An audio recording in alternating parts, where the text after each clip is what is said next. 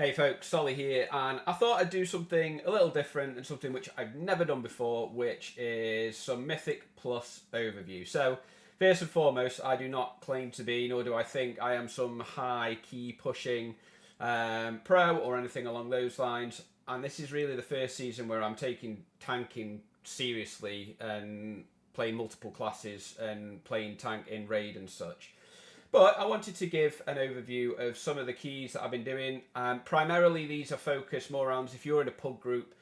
These should be some easy enough routes to do, calling out some key features, things to be aware of as a tank, and things to help. So this is going to be a plus 10 Gambit.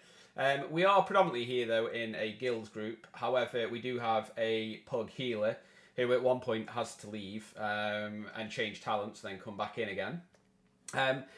Overall, Gambit, I think, is one of the easy keys this season, and it's pretty straightforward. One of the big reasons why I like it is just some of the pulls that you can do, like this one, which is the first one. So we do lose the healer here because of this patrol, which I don't pick up quick enough. I see it coming in, but it's a bit too late. But he gets back up quite quickly, and we get things sorted.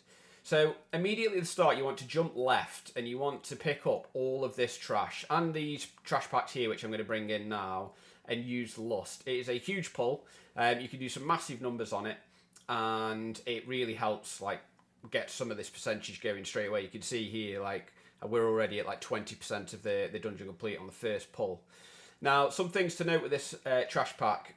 Scale binders. If there are any scale binders in these packs at the start, these are your priority mobs. These will apply a debuff to other enemies that will prevent you from killing them as quickly as possible. So scale binders are priority target. The large mob enemy, the Goliath that you can see here, this will do these ground effects. If you are standing in water, they can be quite difficult to see, so just bear that in mind and perhaps stay on land. And of course, these Murlocs do drop fish sticks, which they have changed for this season. A brilliant change. They are now classed as totems, which means they will take AoE damage, whereas before they didn't. So they're not so much of an issue anymore. You can still kite away from them, but they die very, very quickly, and you'll see them throughout this like this run here. We have a few fish sticks, and they just go down if they're next to you all very, very quickly. Moving along then, you want to take these next two packs and you want to, again, rinse and repeat to get them down as quickly as possible. You can see the fish stick goes up, but you can see that this one isn't within the pack, so I'll start to move the mobs out of the way because it isn't necessarily getting cleaved down as well as I would like it to, so you just need to bear that in mind and keep an eye on that. If they are in the middle of the pack, though, they should die pretty damn quick. Keep moving along. If, like, again, any scale binders, they need to die fairly quickly before moving on to the next pull, which what I do here is I flex the packs depending on how well the key is going, but usually I'll try and chain pull. I'll pull the next pack of Murlocs into the Goliath. Dependent on the group and the confidence level, you can also then proceed up to the next pack here on the left if you want to pull them in as well. You're going to keep moving up then, hugging this left-hand side, and you're then going to come to these two packs here. Now, dependent on how you've gone, you will only need either this left-hand pack or you might potentially need the right one as well. What you are looking for, essentially, is before you go into this doorway, you really want to be on like 41.5% trash. Now, I can see here that I'm not where I want to be, so I am going to pull the right-hand pack as well. So I'm going to pull these two Guardians from the corridor into the right-hand pack, and that is going to take me above 45%, which is what I know that I need to have with the Guardians. So I know now that I'm safe to go through this doorway.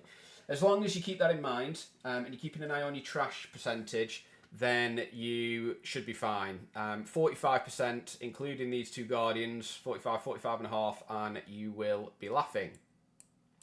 You're going to kill these then, and obviously you're then going to make your way down into...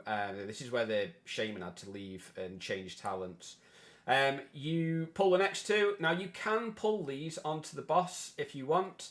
But I knew that we were going to time this quite easily with the damage that we were doing, just playing it easy and not stressing out with having a pug in there and such with no comms and that. We weren't even in comms in guild chat, so me just randomly pulling this onto the boss may not have gone down particularly very well. But you can pull these onto the boss as well. It's also worth noting that when you come in here, the RP starts, so the sooner someone comes in, the boss will then start to spawn and go to the middle of the room, so you can actually pull the boss. The boss is self-explanatory, but can be quite challenging on higher difficulties. It will do a frontal effect, which you'll see come out in a moment. That puts like a conal frontal out in front of the boss, big yellow lines. You can see that quite easily. You just need to sidestep that and make sure that it is not pointed at the rest of the group. The beam, which you can see the paladin getting just here.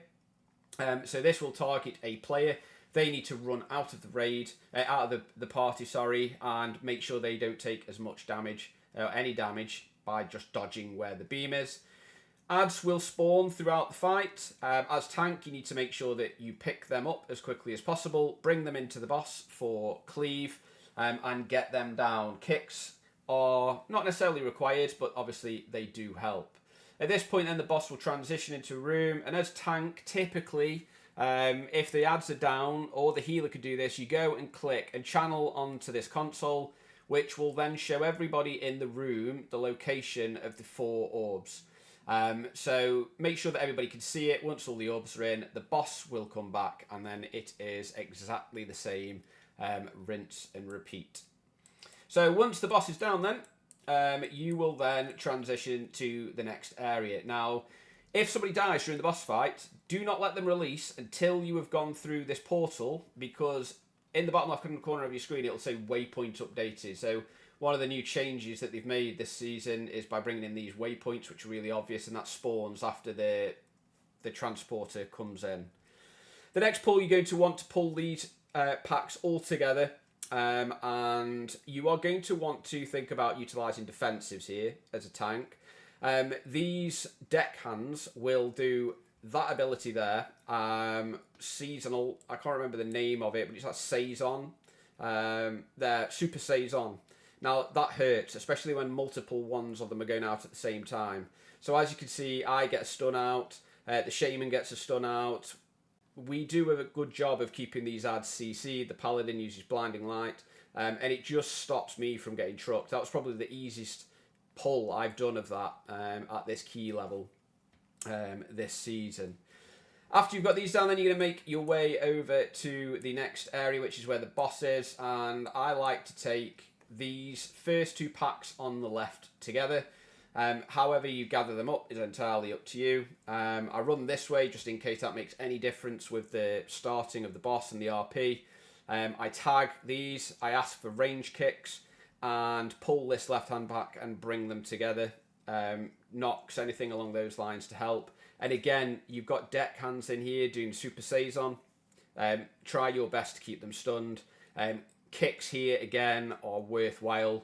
Brackish bolts do hurt over the higher the key level, especially if they're unmitigated. With that Super Saison, if they are targeting you and they go off, you can find yourself getting one shot quite easily.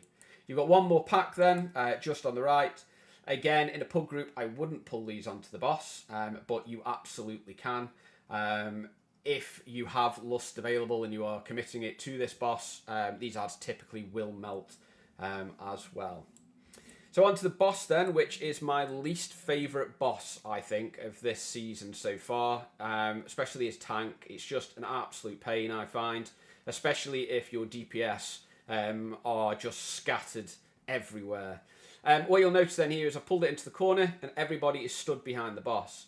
The reason being is the boss will cast this frontal ability, and you can see here that I look behind me and I see where the ads are. So 4 ads will spawn every other breath, every other frontal. 4 ads will spawn from 2 different locations, and they fixate onto your DPS and healer and they run towards them. So if everybody stood behind the boss, you don't take any damage from the tail. If everybody is stood behind the boss, They will all run to the same place, and as tank, you are wanting to aim that beam at them. You move out of it when the red arrow disappears, so you do not get hit and stunned, and that will kill the adds. Fire will spawn on the ground, and you then want to move the boss just to the right. You want to keep hugging that wall and keep sidestepping and moving that boss along. If you've missed any of the other adds, which you do see a little bit later on the fight, there is a second breath then that you can use to finish them off. If you don't, then the DPS can just nuke them down as quickly as possible. So you can see here that I've missed this one. Fortunately, we get an Earth Grab totem down. So that roots them in place, which then allows me to aim the second beam at them. So the healer here, the pug healer, did a very good job of spotting that and utilising his utility. You're going to keep on coming along and making your way across. Try and get this boss down as fast as possible. This can be a pug killer, this one. But if everybody stays stacked like they are here, then that does make it a lot easier for you to hit those adds with the beam. Once you've got to the right-hand side, you can then start to kite the boss back over to the left, which you can see here. I've started moving it back across and just getting that boss down as quickly as possible. Once you've done that, then you go through the teleporter, and because of the trash percentage that you are on, you only need to pull one of these star seers just here. And typically what I will do is I will grab it, I will bring it down to the left. There are two abilities: the frontal, which is the big beam, which you will see anytime now. Drifting star, move out the way of that, which then will come up with the second ability, which is wandering pulsar. It spawns a little floating orb, which does AoE damage every time it goes off. That needs to be hard nuked. As soon as that's gone off, I then move it into this pack of 3 here, get a kick on it and bring them together and to start cleave them down. The interrupt that you are looking for on the ritualist is unstable rift. You want to be kicking these all of the time. Do not let any of these go off, especially if you have more than one ritualist in the pack. Now, what I do like to do on this next one, but I didn't here because of where the patrol was, is pulling this pack with this Starseer and this patrol with the left-hand one. But because of the way that the patrol was working, I was like, I'm not doing that because I know the patrol was going to mess things up. So I just went. I knew that we've got multiple ritualists, 3 ritualists, but because of the way that the dungeon was going and we were stunning without me being asked, we were kicking all of the time and such, I thought the group that could handle these 3, and as you can see, we do this quite well, even without comms. So think about saving your kick for ones that you think are getting through, and look for when the stuns are coming. I could see that people have still got stuns available and such, so we were all good. As the pack is then going down, I move into the Starseer. Again, start moving it over to the left. Let it do its 2 abilities, Beam and Pulsar, and then you can chain it in to the last ad. That then should take you to 100%, which then allows you to pull the boss. Now, what I do here is I pull the boss and I immediately run into this little space here behind this cart. And the reason why I do this is for when these assassins appear, it makes it easier to group them and to cleave them down as fast as possible. They can still jump out like you saw there, and you absolutely need to stop that cast from going off. You do this and you get the boss down to 40%, which then makes it go to the last phase, where Celia then moves and teleports to the middle of the room and uses her 5 stars. You need to pick 1 each and go and stand behind it. And you need these red arrows to go through the star. So don't stand on it or in front of it. You need to make sure that your red arrow will go through the star. If you hit all 5 of them at once, then Celia will become active and you pull the boss over to this corner. I find is the most simplest. Now, you'll see people get hit here, but the reason why I pull it here is because it makes this part of the fight easier. So when these stars are going off, and they are coming across the room, you have got ample time to see where they are going, which means people should just be able to dodge. Quite simple. However, as you saw, our evoker still got hit and taken out. Fortunately, we had all of our combat reses available, and we needed to utilise them on this fight, so that was okay. The one thing you just need to bear in mind pulling over here is the soak that needs to go off. The collapsing energy can be quite far away. So your healer typically is the person that does this, and they can just go and soak the group. But hopefully the rest of the group isn't taking damage, so that should be fine. Other than that, it's just a rinse and repeat. Make sure that you clear these stars. If you do miss one of the stars, then you will just need to hit that one or two stars, however many you missed, another time round. But of course, that adds time and damage to the party. But there you go. As you can see, I mean, we had 9 deaths in total. It might be even more if people, I think people die in this place as well. So we had a minute added on. This route, you couldn't quite easily 2-chest this with that route if you've got the damage.